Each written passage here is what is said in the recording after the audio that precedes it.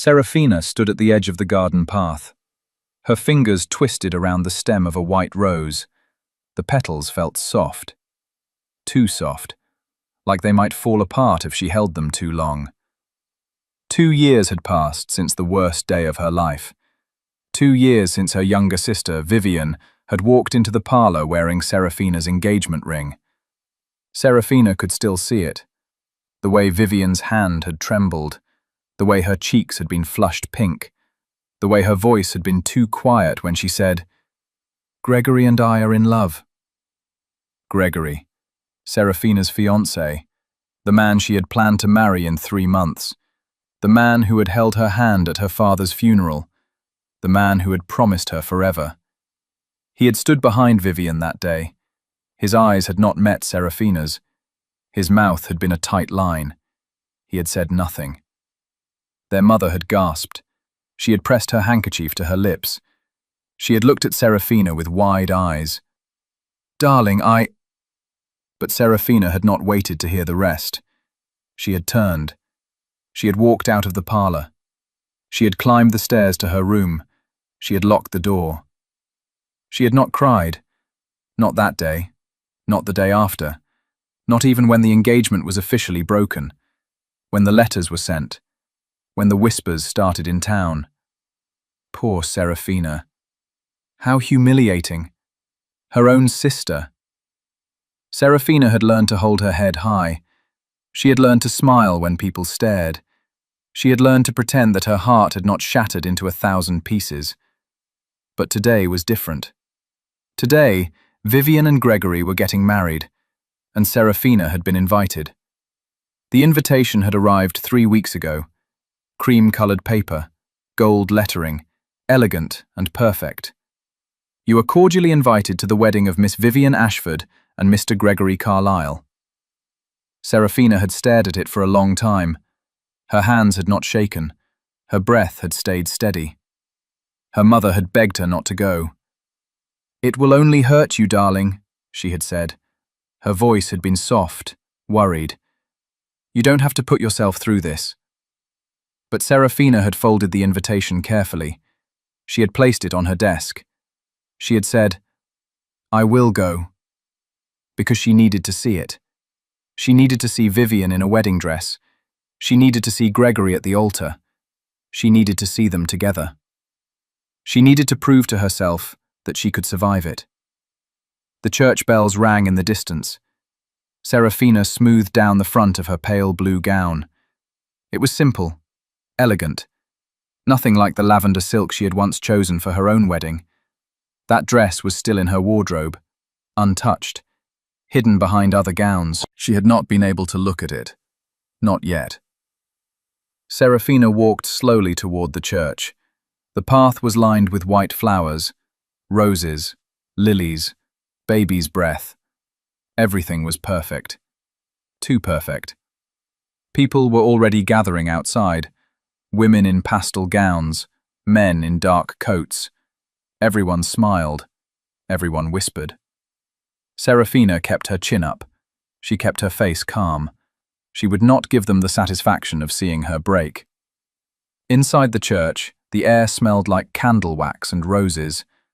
Serafina slipped into a pew near the back. She did not want to sit too close. She did not want to see too much. But she could see enough. The altar was decorated with white ribbons. Candles flickered on every surface. Sunlight streamed through the stained glass windows. It painted the floor in shades of red and gold and blue. It was beautiful. Serafina's chest tightened. This was supposed to be her wedding. This church, these flowers, this light. She had dreamed of this day for so long, and now it belonged to someone else. The guests filled the pews quickly. Laughter echoed softly. People hugged. They kissed cheeks. They talked about the weather and the flowers and how beautiful everything looked. Serafina sat alone. No one approached her. No one met her eyes. She was a ghost in the corner, a reminder of something everyone wanted to forget. But then the doors at the back of the church opened, and a man stepped inside. Serafina's breath caught. He was tall, broad-shouldered. His dark hair was slightly too long. It brushed the collar of his black coat. His jaw was sharp. His eyes were pale grey, cold, unreadable. He moved like he owned the room. People turned to look at him. Whispers started immediately. "Is that the Duke of Ashcroft? What is he doing here?" Seraphina had heard of him. Everyone had. Duke Thorne Ashcroft. A man who rarely left his estate. A man who had inherited his title at 20. A man who was known for being cold, distant, untouchable. He had never married. He had never courted anyone publicly. He had never attended social events unless absolutely necessary. And now he was here, at Vivian's wedding. But why? Thorne's eyes swept over the church. He did not smile. He did not nod at anyone. He simply moved forward, and then his gaze landed on Seraphina. For a moment, everything stopped. His eyes locked onto hers. They did not waver. They did not soften. Seraphina's heart pounded. She did not know him. She had never met him. She had only heard stories. But something in his gaze made her skin prickle. Like he saw her. Really saw her. Not the woman who had been left behind. Not the woman who had lost everything. Just her. Seraphina looked away first. Her hands clenched in her lap. She did not know why he was staring at her. She did not want to know. The music started. Soft, gentle, a harp and a violin. Everyone stood. Seraphina stood too. Her legs felt weak. The doors at the back of the church opened again, and Vivian appeared. She looked like a dream. Her gown was white silk. It flowed around her like water. Lace covered her shoulders. Her veil was long and delicate. Her dark hair was pinned with pearls. She was beautiful. Seraphina had always known that Vivian was beautiful, but today she looked like an angel. Vivian walked slowly down the aisle. Her arm was linked with their uncle's. Her smile was soft. Her eyes were bright. She looked happy. Seraphina's throat tightened. She had wanted Vivian to be happy once, when they were younger, when they had been sisters who laughed together, who shared secrets, who braided each other's hair. But that had been a long time ago. Now, Vivian was marrying the man Seraphina had loved, and Seraphina did not know how to forgive that. Vivian reached the altar. Gregory stood there waiting. He wore a dark coat. His hair was combed back. His smile was wide. He looked at Vivian like she was the only person in the world. Seraphina's hands trembled. She remembered when he had looked at her that way, before everything had changed. The priest began to speak. His voice was calm, steady. "Dearly beloved, we are gathered here today." Seraphina barely heard the words. Her mind was too loud. Her heart was too heavy.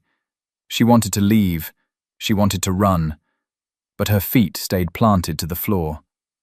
The priest continued. "If any person here knows of any reason why these two should not be joined in holy matrimony, let them speak now or forever hold their peace." Silence. Seraphina closed her eyes. This was it. The moment when it would all become real. When Vivian and Gregory would be married.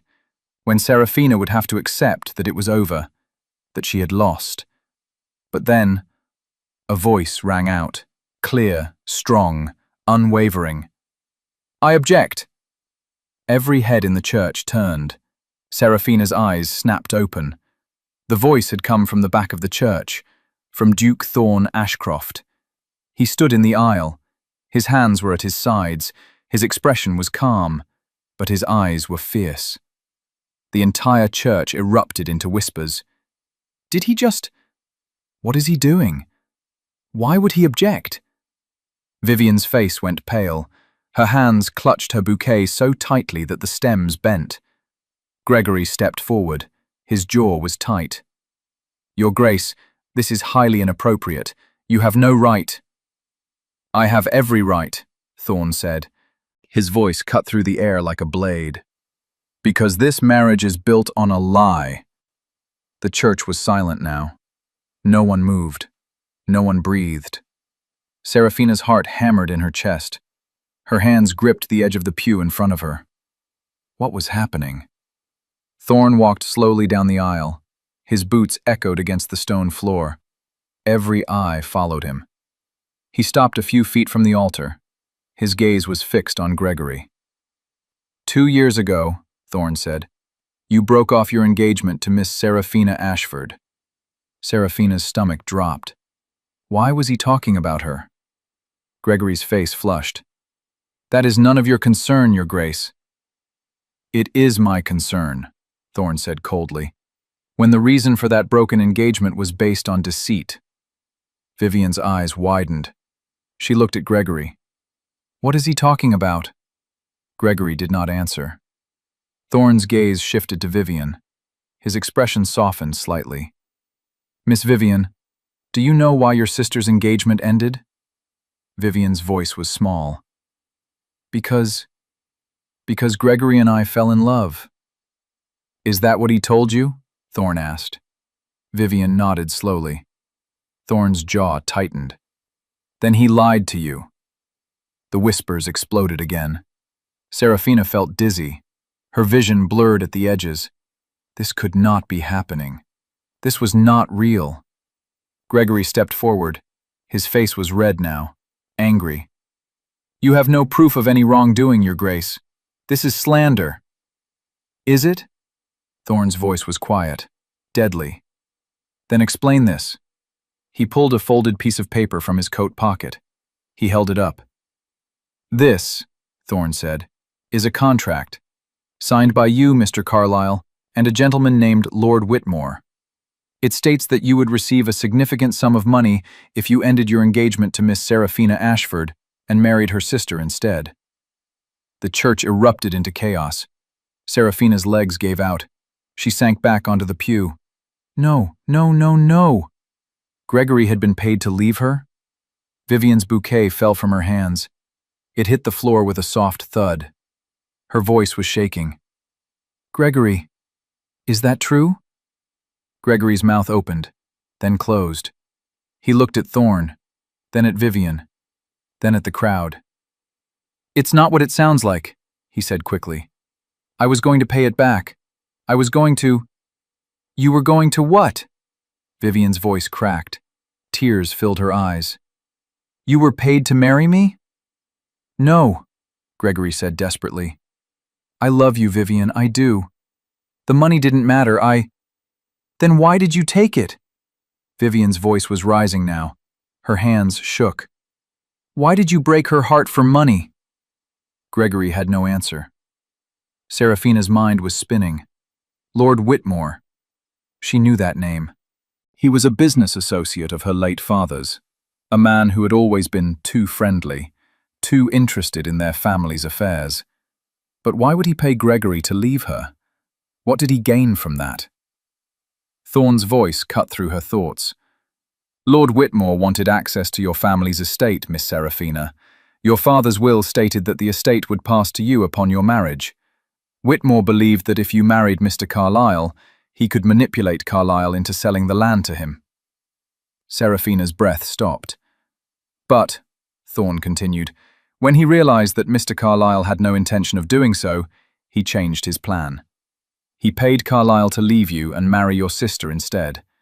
That way the estate would remain in your hands, unmarried and vulnerable, and Whitmore could pressure you into selling directly. The pieces fell into place. The letters she had received after the engagement ended, the visits from Lord Whitmore, the offers to help her manage the estate. He had been circling her like a vulture. Vivian was crying now. Her veil had fallen back. Her face was streaked with tears. You used me, she whispered. She looked at Gregory like she did not recognize him. You used me to hurt my sister. No, Gregory said. His voice was desperate, panicked.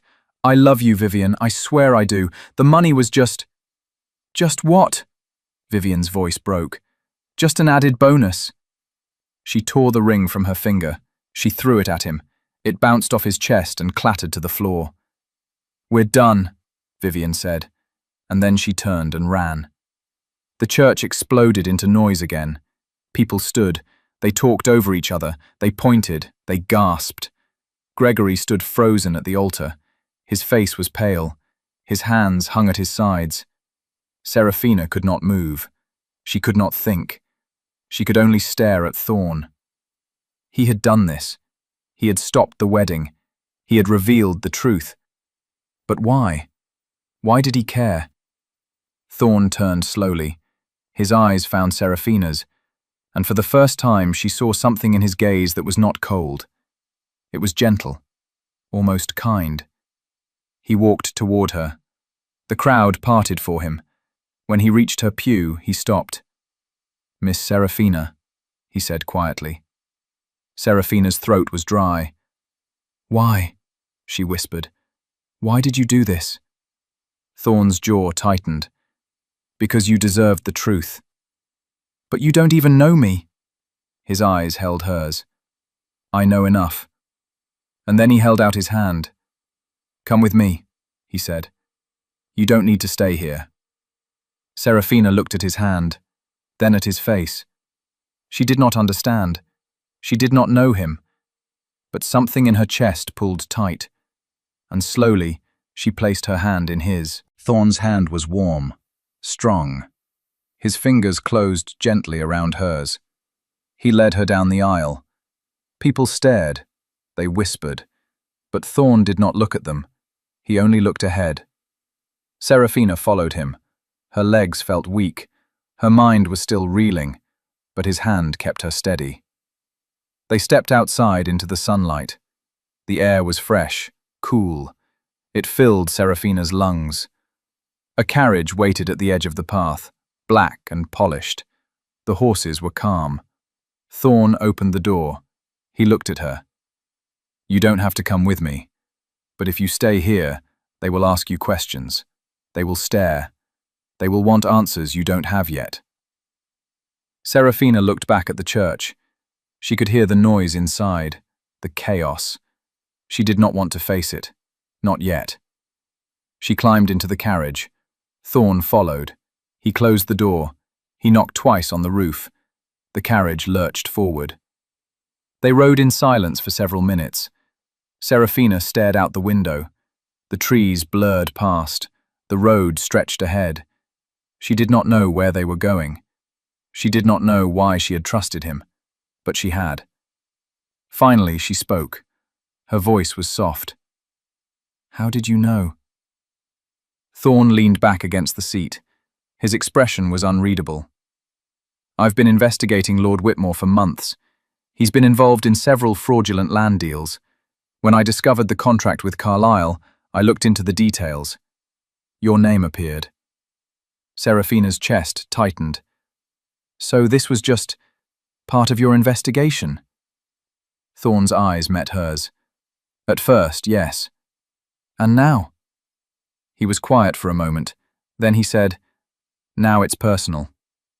Serafina did not understand. "Why? You don't know me. You don't owe me anything." Thorn's jaw clenched. He looked away. "My sister was deceived once, by a man who wanted her inheritance. She married him before I could stop it. He took everything from her, and then he left." Serafina's breath caught. "Is she?" "She's alive," Thorn said quietly. "But she's not the same. She doesn't smile anymore. She doesn't trust anyone. Not even me." His voice was rough, painful. Serafina's heart ached. "I'm sorry." Thorn shook his head. "When I saw what happened to you, I couldn't let it go. I couldn't let another woman be destroyed by men like Carlyle and Whitmore." Serafina's throat tightened. "So you stopped the wedding?" "I stopped the lie," Thorn corrected. He looked at her again. His eyes were softer now. "You deserved better than that." The carriage slowed. Serafina looked out the window. They were no longer on the main road. The trees were thicker here. The path was narrow. "Where are we?" she asked. "My estate," Thorn said. "Ashcroft Manor. You'll be safe here." Serafina's pulse quickened. I can't stay with you. People will talk, they'll— Let them talk, Thorn said simply. You've spent 2 years living under their judgment. Maybe it's time you stopped caring what they think. Serafina stared at him. He was right. She had spent so long trying to be perfect, trying to hold her head high, trying to pretend she was fine. But she was not fine. She was tired. And maybe, just maybe, she did not have to pretend anymore. Ashcroft Manor was enormous. The stone walls rose high into the sky. Ivy crawled up the sides. Tall windows reflected the sunlight. The gardens were wild but beautiful. Roses grew in thick bushes. A fountain stood in the center of the courtyard. It was nothing like Serafina's family estate. That place had always been neat, controlled, perfect. This place felt alive. Thorn helped her out of the carriage. His hand lingered on hers for just a moment longer than necessary. Come, he said. I'll show you to your room. Inside, the manor was just as grand. High ceilings, dark wood, paintings lined the walls, chandeliers hung from the ceiling. But it was not cold. There were flowers on the tables, books stacked in corners. A fire crackled in the hearth. It felt like a home. A butler appeared. He was older. His expression was kind. Your Grace, he said with a small bow. Prepare the East Wing guest room, Thorn said, and send for tea. The butler nodded. He glanced at Serafina with curiosity but said nothing. Thorn led Serafina up a wide staircase. The walls were lined with portraits, men and women with serious faces, with pale eyes, with dark hair. Thorn's family. Do you live here alone? Serafina asked. Mostly, Thorn said. My sister visits sometimes, but she prefers the countryside. It's quieter. Serafina nodded. They reached a door at the end of a long hallway. Thorn opened it. The room was beautiful. A large bed sat in the center. The blankets were soft and cream-colored. A window overlooked the gardens. A writing desk sat in the corner. Fresh flowers had been placed on the nightstand. This is yours, Thorn said, for as long as you need it. Serafina's throat tightened. I don't understand. Why are you doing this? Thorn stepped closer. His eyes searched hers. Because no one helped my sister when she needed it, and I won't make that mistake again. His voice was steady, but there was something in his eyes, something raw. Serafina's heart pounded. Thank you. Thorn nodded. He turned to leave, but Serafina's voice stopped him. Your Grace? He paused. He looked back. What happens now? She asked. Thorn's gaze was serious. Now we make sure Whitmore and Carlyle pay for what they've done. That evening, Serafina sat in the drawing room. A fire crackled in the hearth. Rain tapped softly against the windows. She held a cup of tea in her hands. The warmth seeped into her fingers. Thorn sat across from her. He had changed into a simpler coat. His hair was slightly mussed. He looked less like a duke and more like a man. Tell me about your estate, he said. Serafina blinked. Why? Because Whitmore wants it, Thorn said, and I need to understand why. Serafina set down her teacup. She folded her hands in her lap. It's not large, but the land is valuable. My father invested in railways. The tracks run through the eastern fields. Anyone who owns the estate controls access to that route. Thorn nodded slowly. And Whitmore wants to sell that access. I assume so, Serafina said. He's made several offers to buy the land, but I've refused every time. Good, Thorn said. Keep refusing. Serafina frowned. But what if he tries something else? What if he— He won't, Thorn interrupted. His voice was firm. Because I'm going to make sure he doesn't. Serafina looked at him. How? Thorn leaned forward. His elbows rested on his knees. His eyes were intense. Whitmore is a coward. He hides behind contracts and bribes. But if his reputation is destroyed, he has nothing. So that's what we'll do. We'll expose him. How? Serafina asked again. Thorn's mouth curved into a small, dangerous smile, by making him think he's won. Over the next few days, Serafina learned more about Thorn. He woke early, he walked the estate every morning, he checked on the tenants, he spoke to the groundskeepers, he reviewed ledgers in his study. He was nothing like Gregory. Gregory had always been charming, smooth. He had known what to say to make people like him. But Thorn was different. He was quiet, serious. He did not smile often, but when he did, it was real. And he listened. When Serafina spoke, he did not interrupt. He did not dismiss her. He simply listened. It was strange, and it was wonderful. One afternoon, Serafina found him in the garden. He was kneeling beside a rose bush. His sleeves were rolled up.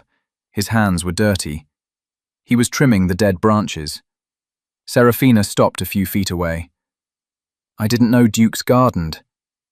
Thorn glanced up. His lips twitched. "Most don't." "Then why do you?" He looked back at the roses. "Because my mother loved these gardens. Before she died, she made me promise to take care of them." Serafina's chest tightened. "How old were you?" 10. Her breath caught. "That's so young." Thorn nodded. He did not look at her. "My father died a year later. My sister and I were sent to live with our uncle. He didn't care about us. He only cared about the title. When I turned 20, I inherited everything. I came back here, and I've been taking care of it ever since." Serafina sat down on the stone bench nearby. "That's a lot of responsibility."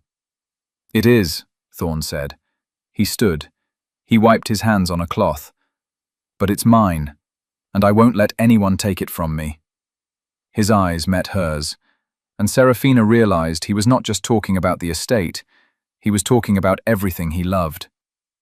That night, Serafina could not sleep. She lay in bed. She stared at the ceiling. Her mind would not quiet. She thought about the wedding, about Vivian's tears, about Gregory's pale face. She thought about Thorn's hand in hers, about the way he had looked at her, about the way he had said, "You deserved better than that."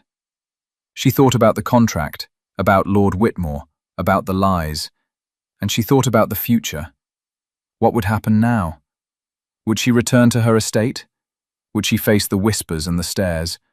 Or would she stay here, with Thorn? A soft knock on the door pulled her from her thoughts. "Miss Serafina?" Thorn's voice was quiet, careful. Serafina sat up. "Come in." The door opened. Thorn stepped inside. He held a candle. The light flickered across his face. "I saw your light was still on," he said. "Are you all right?" Serafina nodded slowly. "I just can't stop thinking." Thorn set the candle on the nightstand. He sat on the edge of the bed, not too close, but close enough. "What are you thinking about?" he asked. Serafina looked at him. His eyes were gentle, patient. "I don't know what to do," she whispered. "I don't know where I belong anymore." Thorn's jaw tightened. "You belong wherever you choose." "But what if I choose wrong?" "Then you choose again," Thorn said simply. "You're allowed to change your mind, Serafina. You're allowed to make mistakes. You're allowed to start over." Serafina's throat tightened. "Is that what you did?" Thorn nodded. "When I came back here, I had nothing. No parents, no guidance, just a title and a crumbling estate. I had to build everything from the ground up. And I made mistakes, a lot of them. But I kept going, and eventually, I found my way." Serafina's eyes burned. "I'm scared." "I know," Thorn said softly, "but you're stronger than you think." He reached out. His hand covered hers, and this time, he did not let go. A week later, Thorn's plan was ready. He had sent a letter to Lord Whitmore. It claimed that Serafina was ready to sell the estate, that she was desperate, that she needed the money. It was a lie, but Whitmore believed it. He had written back immediately. He had agreed to meet. He had suggested a location, a private club in London. Thorn had accepted. Now, Serafina sat in the carriage beside him. Her hands were clenched in her lap. Her heart was racing. "Are you sure this will work?" she asked. Thorn looked at her. His expression was calm, confident. "Yes. But what if he realizes it's a trap?" "He won't," Thorn said, "because he's too arrogant to see it." Serafina wanted to believe him. She had to believe him. The club was elegant. Dark wood, leather chairs, dim lighting. Men in expensive coats sat in corners, smoking cigars and drinking brandy. Thorn led Serafina through the room. Eyes followed them. Whispers started. But Thorn ignored them. He stopped at a private room in the back. He knocked once. A voice called out, "Enter." Thorn opened the door. Lord Whitmore sat behind a large desk. He was older. His hair was gray. His face was lined. But his eyes were sharp. He smiled when he saw Serafina. "Miss Ashford, how lovely to see you." Serafina's stomach turned, but she forced a smile. "Lord Whitmore." Whitmore's gaze shifted to Thorn. His smile faltered slightly. "Your Grace, I was not expecting you." "I am Miss Ashford's advisor," Thorn said smoothly. "She asked me to accompany her." Whitmore's eyes narrowed, but he nodded. "Of course. Please, sit." They sat. Whitmore folded his hands on the desk. "Now, Miss Ashford, I understand you're ready to discuss the sale of your estate." Serafina nodded. "I am." "Excellent," Whitmore said. His smile returned. "I've prepared a contract. The terms are very generous, I assure you." He slid a piece of paper across the desk. Serafina picked it up. Her hands trembled slightly, but she did not read it, because she did not need to. Thorn leaned forward. "Before we proceed, Lord Whitmore, there's something I'd like to discuss." Whitmore frowned. "What is that, Your Grace?" Thorn pulled a folded paper from his coat. He set it on the desk. "This contract, the one you signed with Mr. Gregory Carlyle, the one that paid him to break his engagement to Miss Ashford." Whitmore's face went pale. "I don't know what you're talking about," he said quickly. "Don't you?" Thorn's voice was cold, dangerous. "Because I have evidence. Signed documents, witness statements, bank records, everything I need to prove that you manipulated Miss Ashford's personal life for your own gain." Whitmore's mouth opened, then closed. He looked at Serafina. You knew?" Serafina's voice was steady. "I know everything." Whitmore's hands clenched into fists. "This is absurd. You have no proof that would hold up in court." Thorn smiled. It was not a kind smile. "I don't need a court. I only need the papers. One word to the press and your reputation will be destroyed. No one will do business with you. No one will trust you. You'll lose everything." Whitmore's face turned red. "You wouldn't dare." "Try me," Thorn said. Silence filled the room. Whitmore stared at Thorn, then at Serafina. His jaw worked. His hands shook. Finally, he said, "What do you want?" Thorn leaned back. "A signed confession, admitting to everything, the bribe, the manipulation, the fraud, and a promise that you will never contact Miss Ashford again." Whitmore's eyes blazed. "And if I refuse?" "Then I go to the papers," Thorn said simply. "Tonight." Whitmore's breath came fast, angry, but he knew he had lost. Slowly, he reached for a pen. 20 minutes later, Serafina and Thorn stepped out of the club. The night air was cool. The streets were quiet. Serafina's hands were still shaking, but this time, it was not from fear. It was from relief. "It's over," she whispered. Thorn looked at her. "It's over." Serafina's eyes burned. She pressed her hand to her mouth. A sob broke free, and then she was crying. Thorn did not hesitate. He pulled her into his arms. He held her tightly. Serafina buried her face in his chest. She cried for everything she had lost, for everything she had survived, for everything she had been too afraid to feel. And Thorn held her through it all. They returned to Ashcroft Manor late that night. Serafina's eyes were red. Her body was exhausted, but her heart felt lighter than it had in years. Thorn walked her to her room. He paused at the door. "Get some rest," he said softly. Serafina nodded, but she did not move. She looked at him, really looked at him, at the man who had saved her, who had stood up for her, who had given her a place to heal. "Why did you do all of this?" she asked quietly. Thorn's jaw tightened. "I told you. My sister—" "No," Serafina interrupted. "That's not the only reason, is it?" Thorn was silent for a long moment. Then he said, "No, it's not." Serafina's heart pounded. "Then what is it?" Thorn stepped closer. His eyes were intense, vulnerable. "Because when I saw you sitting alone in that church," he said, "I saw someone who had been broken, someone who had been betrayed, someone who deserved better, and I couldn't walk away." His voice was rough, raw. "I couldn't walk away from you," he whispered. Serafina's breath caught. "I know we barely know each other," Thorn continued. "I know this is fast. I know you've been hurt. But I can't pretend I don't feel this." "Feel what?" Serafina's voice was barely audible. Thorn's hand lifted. His fingers brushed her cheek. "This. You." Serafina's eyes filled with tears. "I don't expect anything from you," Thorn said. "I just needed you to know." Serafina's hands trembled. She reached up. She covered his hand with hers. "I feel it too," she whispered. Thorn's breath stopped. "I don't understand it," Serafina said. "I don't know how it happened. But when I'm with you, I don't feel broken anymore. I feel whole." Thorn's eyes softened. "Serafina." She stepped closer. "I know it's fast. I know it's terrifying. But I don't want to run from it. Not this time."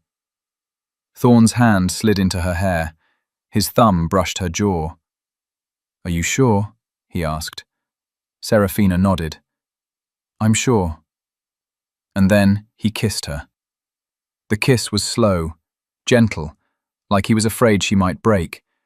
But Serafina did not break. She leaned into him. Her hands gripped his coat. Her heart pounded. And for the first time in 2 years, she felt alive. When they pulled apart, Thorn rested his forehead against hers. "Stay," he whispered. "Not just tonight. Stay." Serafina's eyes closed. Tears slipped down her cheeks. "Okay," she breathed. "I'll stay." 3 weeks passed. Serafina had settled into life at Ashcroft Manor. She walked the gardens every morning. She read in the library every afternoon. She had dinner with Thorn every evening. They talked about everything, about their childhoods, about their fears, about their dreams. And slowly, carefully, they built something new, something real. But one morning everything changed. Serafina was in the drawing room when the butler entered. "Miss Serafina," he said, "you have a visitor." Serafina frowned. "Who?" The butler hesitated. "Your sister."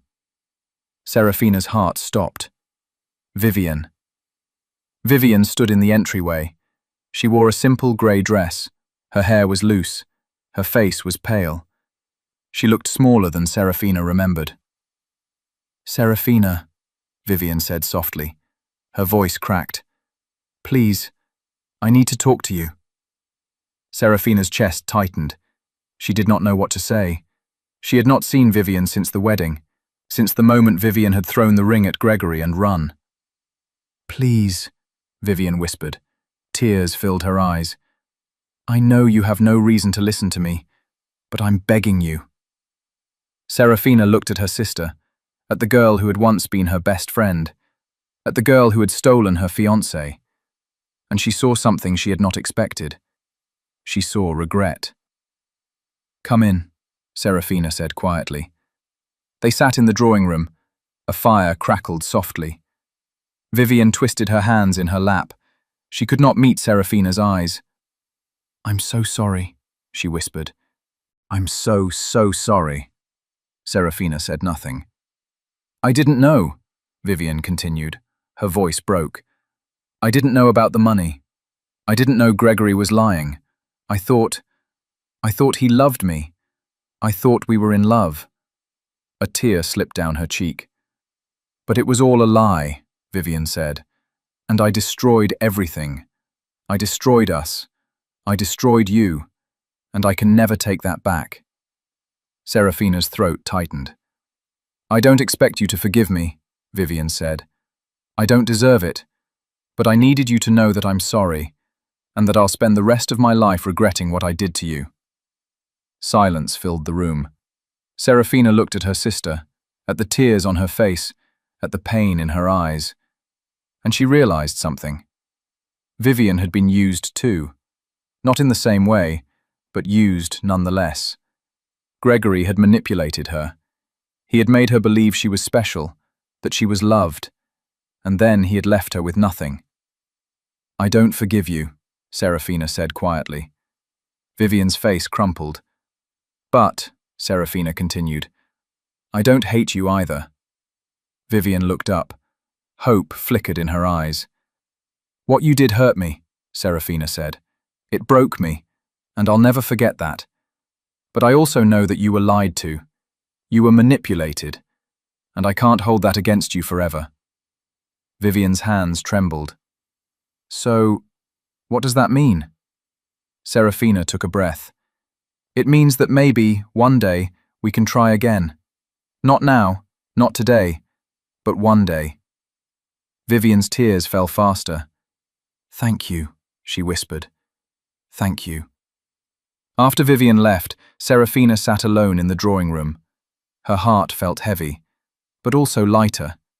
She had not forgiven Vivian, not fully, but she had let go of some of the anger, and that was enough. Thorn found her there an hour later. He sat beside her. He took her hand.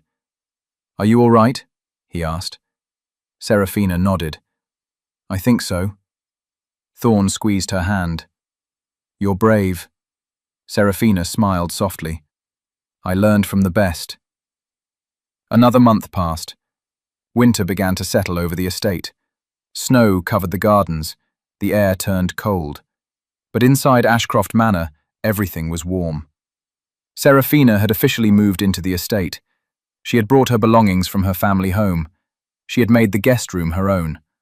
But more and more, she found herself in Thorn's study, or in the library, or in the garden, wherever he was, because being near him felt like home. One evening, Thorn asked her to meet him in the garden.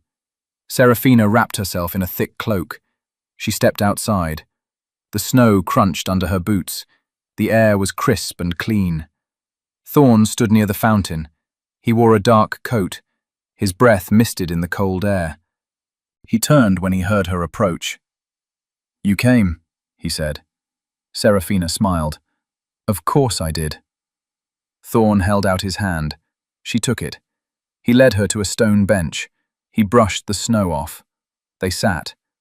For a moment, they simply looked at each other. Then Thorn said, "I need to ask you something." Serafina's heart skipped. "What is it?" Thorn took a breath. His eyes were serious, intense. "When I first saw you in that church," he said, "I thought you were the saddest person I'd ever seen, but also the strongest. Because you were sitting there, facing the worst moment of your life, and you didn't run. You didn't hide. You stayed." Serafina's throat tightened. "And I realized something," Thorn continued. "I realized that I wanted to be the kind of person who stays too, who doesn't run, who doesn't hide. I wanted to be someone you could depend on." He reached into his coat pocket.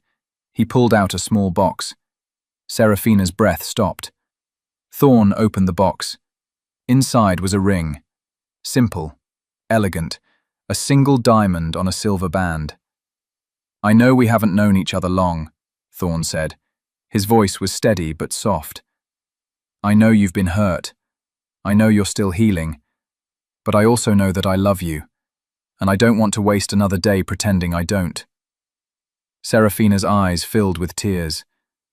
"Seraphina Ashford," Thorn said, "will you marry me?" Seraphina's hands covered her mouth.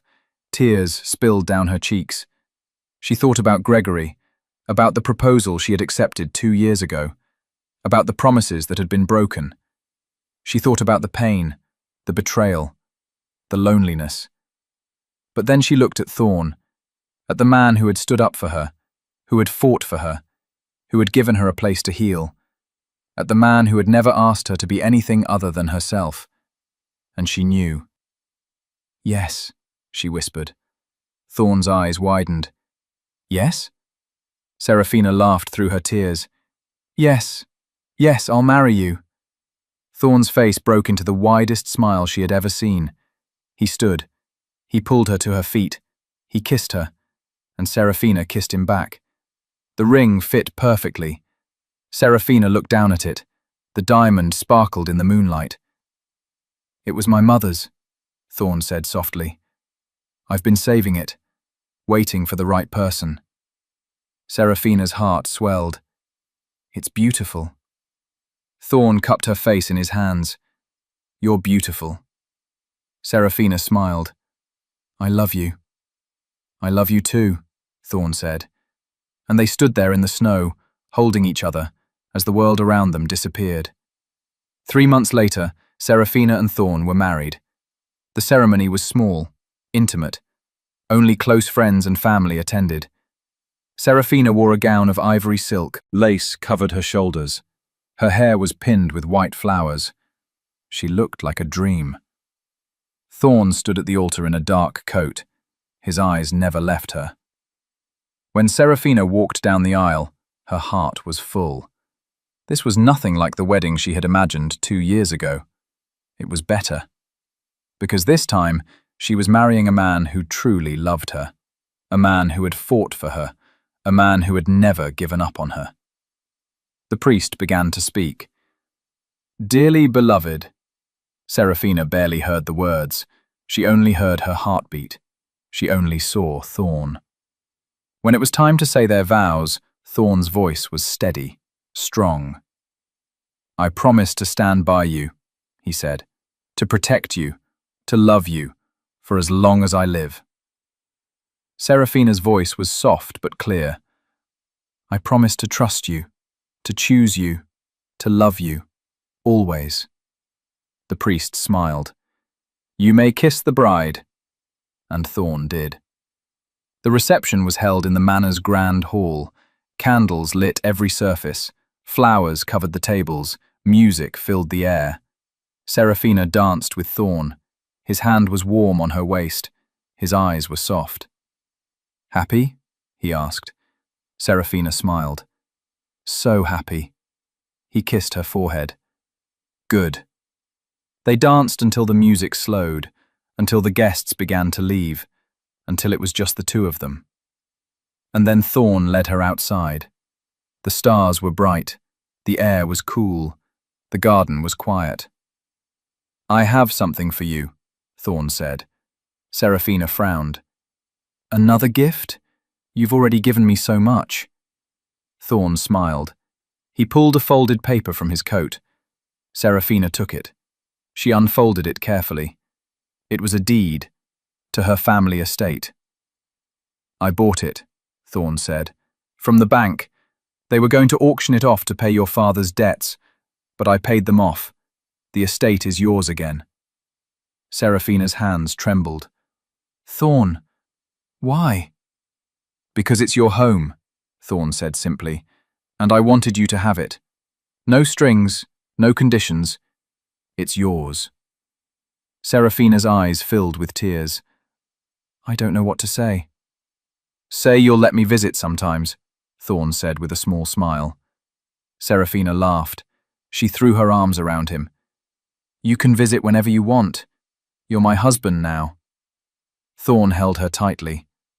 I am. And they stood there under the stars, holding each other as the world moved on without them.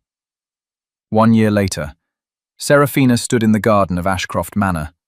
The roses were in full bloom. The air smelled like summer. She held a book in her hands, but she was not reading. She was watching Thorn. He was kneeling beside a rose bush, just like the first time she had seen him in the garden. His sleeves were rolled up. His hands were dirty. But now, he was not alone. A little girl sat beside him. She had dark hair and pale grey eyes. She was 3 years old. Her name was Eleanor, and she was their daughter. "Papa, look!" Eleanor held up a flower. It was slightly crooked, but her smile was bright. Thorn smiled. "That's beautiful, Ellie." Eleanor giggled. She tucked the flower behind her ear. Serafina's heart swelled. This was her life now, a life filled with love, with laughter, with light. She thought about the woman she had been 2 years ago, the woman who had sat alone in a church, watching her sister marry her fiancé. That woman had been broken, but she had also been strong. Strong enough to survive, strong enough to heal, strong enough to love again. Thorn looked up. His eyes found Serafina's. He smiled, and Serafina smiled back, because she knew now that heartbreak did not mean the end. Sometimes it meant the beginning. A beginning she had never expected, but one she would not trade for anything. Thorn stood. He walked over to her. Eleanor ran ahead, chasing a butterfly. "What are you thinking about?" Thorn asked.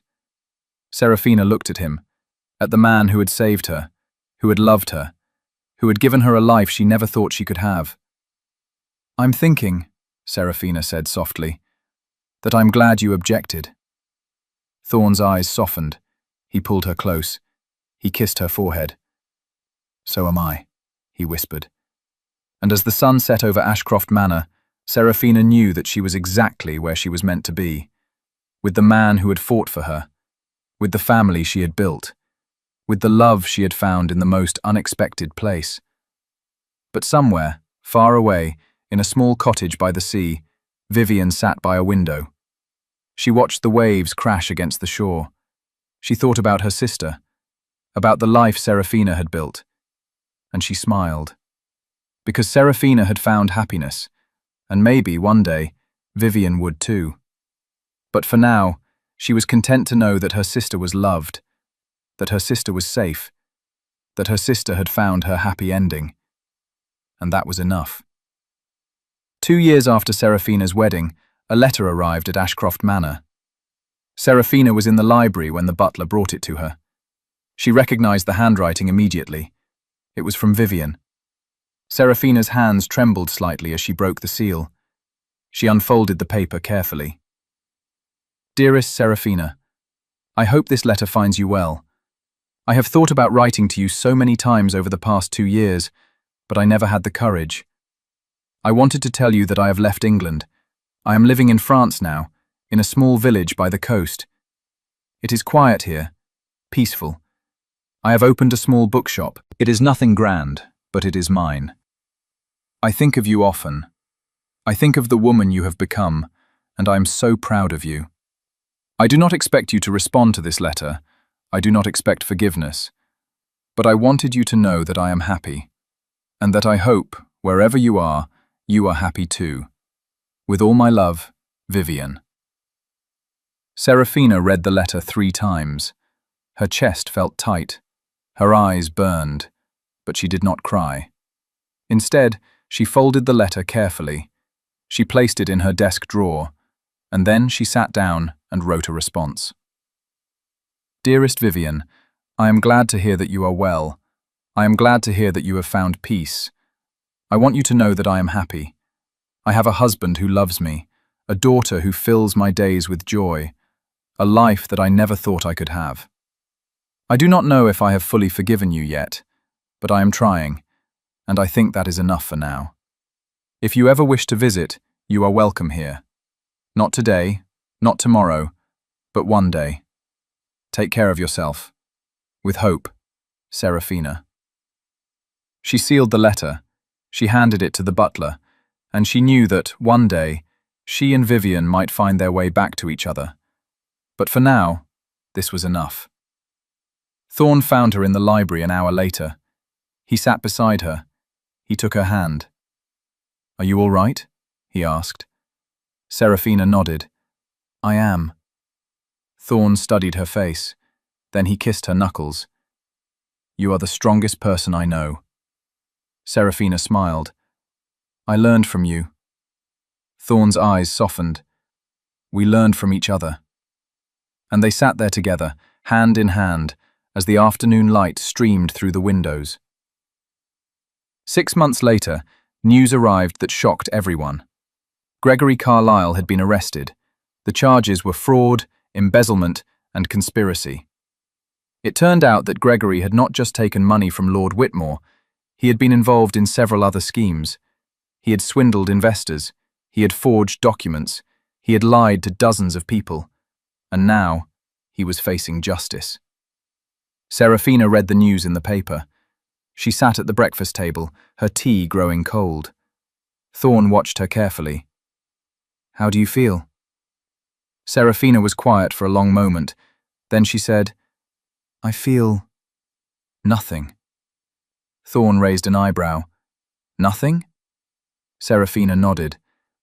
"I used to think I would feel satisfaction if something like this happened. I thought I would feel vindicated. But I don't. I just feel empty, like he doesn't matter anymore." Thorn reached across the table. He took her hand. "That's because he doesn't." Serafina looked at him, at the man who had become her everything. "You're right," she said softly. "He doesn't." And she meant it. Gregory Carlyle was a part of her past, a painful, ugly part. But he was not her future. Her future was here, with Thorn, with Eleanor, with the life they had built together. And that was all that mattered. Another year passed.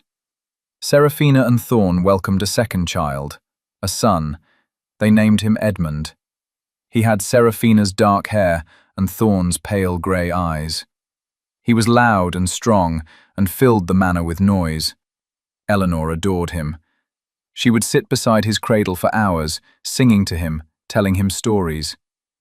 Serafina watched her children with a full heart. She thought about the woman she had been 5 years ago, the woman who had believed her life was over, and she realized how wrong she had been. Her life had not ended. It had just begun. One evening, Thorn found her standing in the nursery. Edmund was asleep in his cradle. Eleanor was curled up on a chair, her favorite book in her lap. Thorn wrapped his arms around Serafina from behind. He rested his chin on her shoulder. "What are you thinking about?" he asked. Serafina leaned back against him. "I'm thinking about how different my life is now." "Good different or bad different?" Thorn asked. Serafina smiled. "Good. So good." Thorn kissed her temple. "I'm glad." They stood there in the quiet, holding each other as their children slept peacefully. And Serafina knew that this was what happiness looked like. Not perfection, not a fairy tale, but real, raw, beautiful. 5 years after Serafina's wedding, Vivian returned to England. She sent a letter ahead, asking if she could visit. Serafina had agreed. Now Vivian stood at the gates of Ashcroft Manor. She looked older, more tired, but also more at peace. Serafina walked down the path to meet her. Her heart pounded. This was the first time they had seen each other in 5 years. Vivian's eyes filled with tears when she saw Serafina. "You look happy." Serafina nodded. "I am." Vivian smiled. It was a sad, fragile smile. "I'm glad." They stood there for a moment, neither knowing what to say. Then Serafina said, "Would you like to come inside?" Vivian's face brightened. "I would love to." They sat in the drawing room. Tea was served. Eleanor peeked around the corner, curious about the stranger. "Eleanor," Serafina said gently, "this is your Aunt Vivian." Eleanor's eyes widened. She stepped forward slowly. "Hello." Vivian's eyes filled with tears again. "Hello, darling. You're so beautiful." Eleanor smiled shyly. Then she ran back to find her brother. Vivian looked at Serafina. "You have children?" Serafina nodded. "Two, Eleanor and Edmund." Vivian's hands trembled. "I'm so happy for you." "Thank you," Serafina said quietly. They talked for hours. About Vivian's life in France, about her bookshop, about the friends she had made, and about the regrets she still carried. "I will never forgive myself for what I did to you," Vivian said. Her voice was thick with emotion. "But I want you to know that I have spent every day trying to be better, trying to be the kind of person you deserved as a sister." Serafina's throat tightened. "I know you have." Vivian looked at her.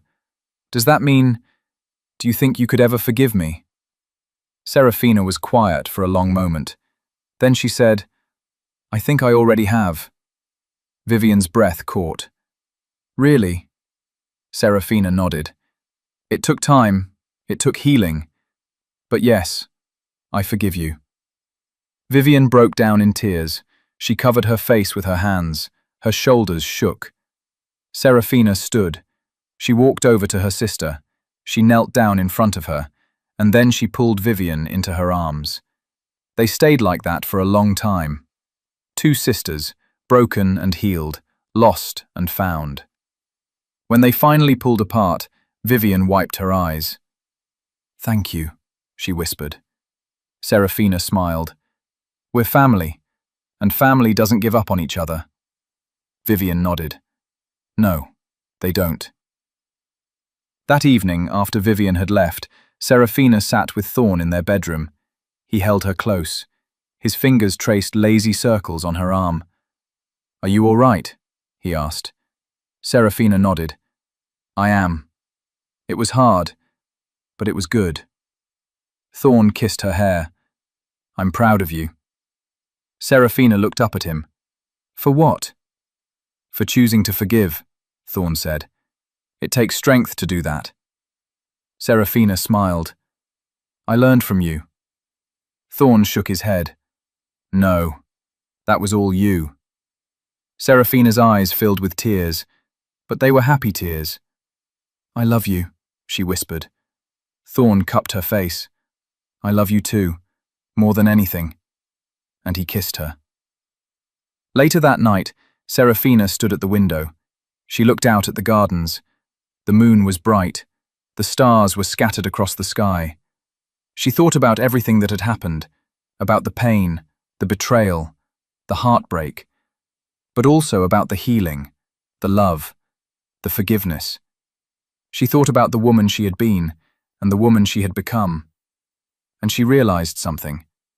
She was not the same person who had sat in that church 5 years ago. That woman had been afraid, broken, lost. But this woman, the woman she was now, was strong, brave, whole. And she had Thorn to thank for that. Not because he had saved her, but because he had believed in her. He had shown her that she was worth fighting for, and that had made all the difference. Thorn came up behind her. He wrapped his arms around her waist. He rested his chin on her shoulder. "What are you thinking about?" he asked. Serafina smiled. "I'm thinking about how lucky I am." Thorn kissed her neck. "I'm the lucky one." Serafina turned in his arms. She looked up at him. "No, we're both lucky." Thorn's eyes softened. "I suppose you're right." They stood there in the moonlight, holding each other, as the world outside continued to turn. And Serafina knew that no matter what came next, they would face it together. Because that was what love was. Not perfect, not easy, but worth fighting for. Always. Serafina's story was not a fairy tale. It was not a perfect romance with no pain. It was real. She had been hurt. She had been betrayed. She had been broken. But she had also healed. She had also loved. She had also found happiness. And in the end, that was what mattered. Not the mistakes of the past, but the choices of the present and the hope for the future. Serafina had chosen to forgive. She had chosen to love. She had chosen to move forward. And because of that, she had found a life worth living. A life filled with laughter, with joy, with family. A life that 5 years ago she never thought she could have. But she had it now, and she would never let it go.